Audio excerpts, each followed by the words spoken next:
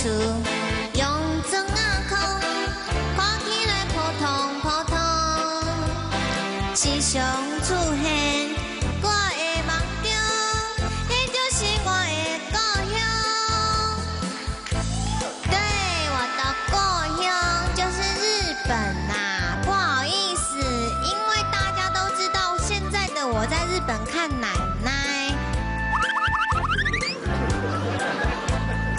可是我也不晓得为什么我在这边唱歌，可能是因为我觉得小 S 姐姐太寂寞了，会想我，我要来取代汉典的位置，这样 S 姐姐就可以跟我聊很多姐妹的事啊，哈。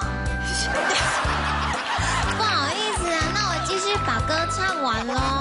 好啊，好啊。 是啊，庙口听大人碰风，即讲讲日本时代伊上佳。